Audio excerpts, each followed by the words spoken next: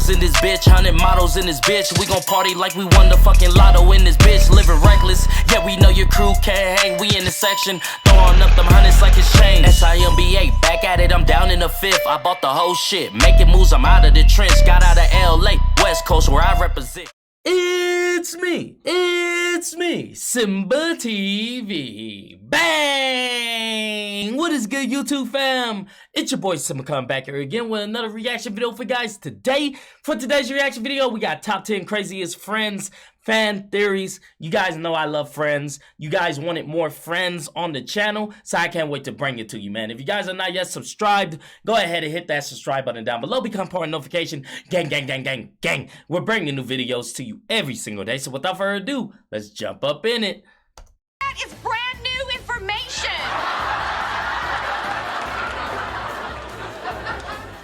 Welcome to Ms. Mojo, and today we're counting down our picks for the top 10 craziest Friends fan theories. It has something to do with trans bonding. Oh, he's a trans monster. I've always wondered how different my life would be if I'd never gotten divorced. Which time? The first time. I just talked him into it. Don't tell me I have to do you too. The puppet master gets tired, people.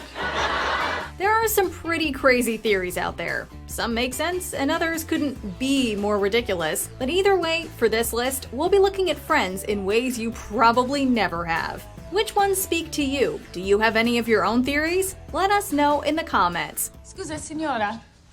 Vuole bere qualche cosa? Niente, grazie. Lei si bellina. Certo, sì. Wow, Phoebes, you speak Italian? I guess so. Number 10. Chandler created Riverdale. What if I had the guts to quit my job? I'd probably be writing for The New Yorker, being paid to be funny. So how does the show based in the Archie universe connect back to Friends, which ended 13 years prior? Well, you might remember that in the one that could have been part 1, we learned that Chandler always wanted to write comics, but is told he isn't Archie comics funny. What's the matter? Oh, I just got another rejection letter. They said my writing was funny, just not Archie comic funny. The theory goes that after a successful advertising career, Chandler goes back to the Archie universe and uses his newfound connections in the media world to get his show on the air. Cheese. It's milk that you chew. But wait, there's more. Cole Sprouse played Ross's son Ben on the show. And you might remember the episode where a younger Ben auditioned for the soup commercial. Well, Chandler uses his clout on Riverdale to cast his nephew as Jughead Jones. Archie, as my blood brother, it was your sole responsibility to ensure that something like this never happened on my... Now that one's kind of fun to think about, to kind of play around with, because that low-key could happen. birthday. Now we're here in the middle of a Seth Rogen movie. This was Betty's idea. Number 9. They are all in a psych ward. I knew that. Rachel, use your head. Actually, it's Miss Chandler Bond. There are a number of fan theories that get a little dark, and this is one of them. The theory posited here is that each friend has a personality disorder and they're all living in a psychiatric ward together.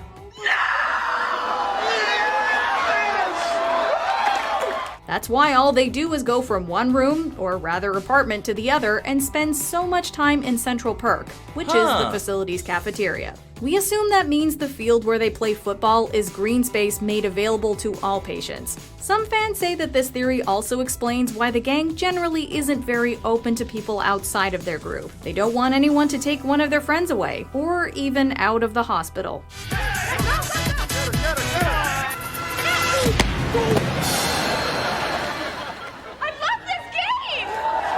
Number 8. Movie bigwigs are after Phoebe.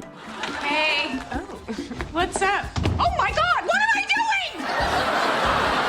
doing? Do you remember when Phoebe's twin sister Ursula made adult movies using Phoebe's name as her alias? Phoebe was obviously not very happy about that and got her revenge by pretending to be Ursula and taking all of her sister's paychecks. They are in her name after all. Nice. And I won't have to go back there anymore because I gave them my correct address.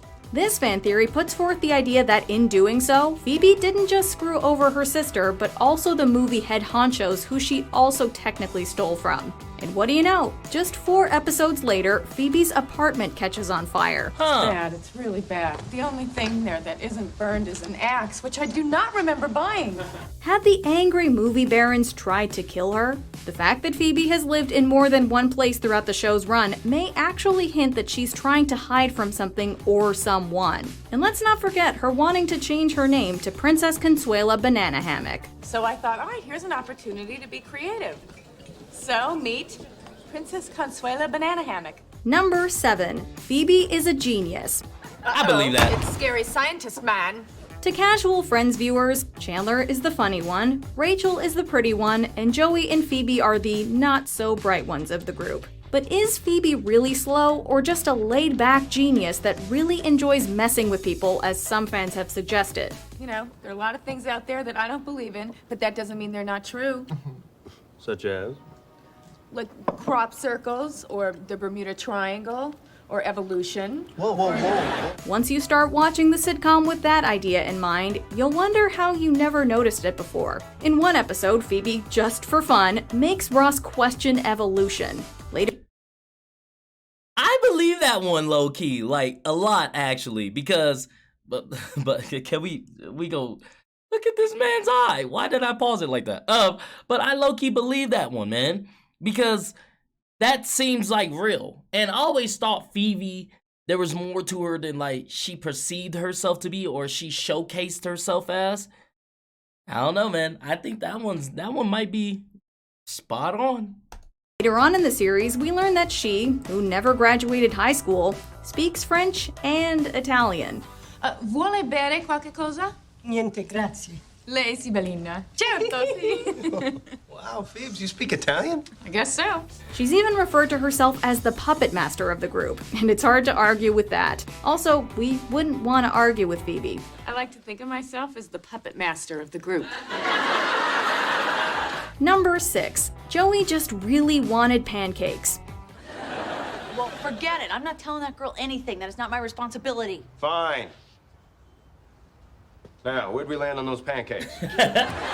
While at first glance this seems solid, there's one big hole in this theory bucket. Let's go back to season 7 when Joey dated Aaron. In the morning, he asks Rachel to tell Aaron that he isn't looking for a relationship and to make her pancakes, like Chandler used to do.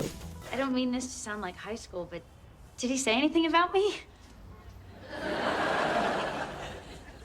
Would you like some pancakes? Later, when Joey ends up getting too attached to Aaron, Rachel has to let him down for her, and she makes him pancakes. The idea here is we all know how much Joey loves to eat. Joey, Yeah.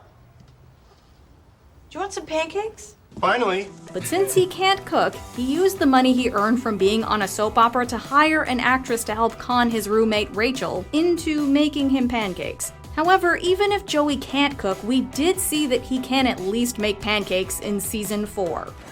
Hey, Hey, Mom. Want some pancakes? you made pancakes? Yep. Grab a plate.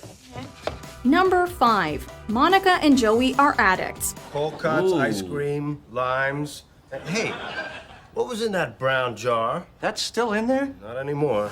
From the lightheartedness of Joey just wanting pancakes, we now dive back into some dark waters with this fan theory. Joey and Monica are addicted to drugs for the entire series. As the theory goes, Monica's drug of choice is cocaine. She's a chef and makes good money as such, but her apartment is rent-controlled and she has a roommate. So where does that money go? Well, you know. Which also explains why she's so high-strung. What if there's no room for a ribbon drawer because the baby stuff takes up all the space?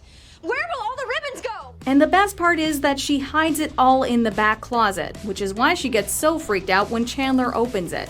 How did you get in there?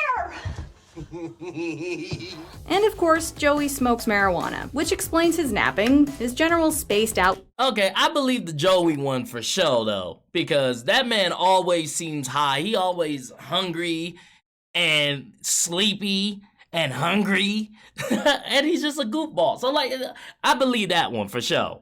And his love for Rachel's trifle. It tastes like feet. I like it.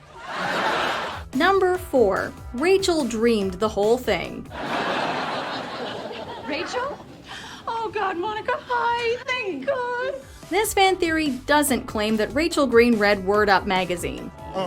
It was all a dream. I used to read Word Up magazine. But it does believe that the show was all a dream. This one emerged with the release of the Season 4 DVDs. The image on the box features the friends lying in bed with their eyes closed, except for Rachel. Her eyes are wide open, which some fans took as a clue that the show was one long Rachel Green anxiety dream. And that's when it hit me. How much Barry looks like Mr. Potato Head. I always knew he looked familiar, but... Feeling so trapped on the eve of her wedding to Barry, she created the friends and the alternate life as a way to escape her situation. This is somewhat similar to another theory that posits Phoebe remained homeless into her adult life, and the show was thus her meth-induced hallucination. Jeez. Oh my god. Phoebe, you used to mug people? Excuse me, Ross, old friends catching up? Number 3. Phoebe and Joey were hooking up. Joey. Maybe. Joey? I mean, maybe. Yeah. Are you serious? Yeah, I locked him in years ago. There was always a special connection between Phoebe and Joey, both mentally and physically. And let's not forget that they were also each other's backup. So, if neither of you are married by the time you're 40, you're gonna marry Joey. Yep, we shook on it. But as close as they were, no one really thought they were actually doing it the whole time, right? Well, there was at least one person who thought they were, Matt LeBlanc. In an interview with People magazine, LeBlanc mentioned that as the show was coming to an end, he and Lisa Kudrow actually pitched this idea to the writers. The idea was to reshoot some of the iconic scenes from the series, but add in clues about Joey and Phoebe getting together. The writers didn't go for it. Oh, they figured it out. They're coming this way. Run! Where? Mexico!